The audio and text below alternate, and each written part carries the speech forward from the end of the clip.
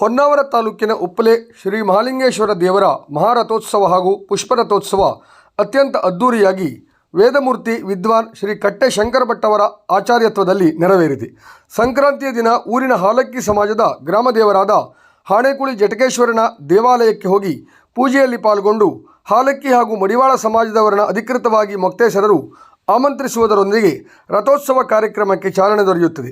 ಜನವರಿ 15 ಬುಧವಾರ ಬೆಳಿಗ್ಗೆ ಮಹಾಲಿಂಗೇಶ್ವರ ದೇವರು ಹಾಗೂ ಪರಿವಾರ ದೇವರುಗಳಲ್ಲಿ ಪ್ರಾರ್ಥಿಸಿ ಧಾರ್ಮಿಕ ಕಾರ್ಯಕ್ರಮಗಳಿಗೆ ಚಾಲನೆ ನೀಡಲಾಗುತ್ತದೆ.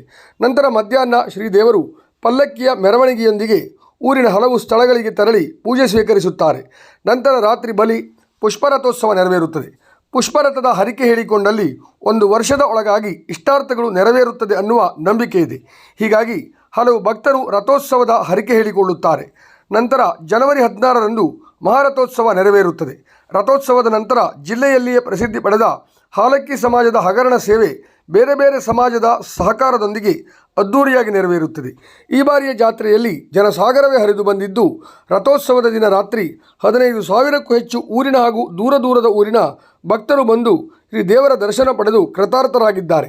ಅದ್ದೂರಿ ರಥೋತ್ಸವಕ್ಕೆ ಸಹಕರಿಸಿದ ಸರ್ವರನ್ನ ಮೊಕ್ತೇಸರರಾದ ಕೃಷ್ಣಾನಂದ ಭಟ್ ಉಪ್ಪಳೆ ಹಾಗೂ ಆಡಳಿತ ವರ್ಗದ ಪದಾಧಿಕಾರಿಗಳು ಅಭಿನಂದಿಸಿದ್ದಾರೆ.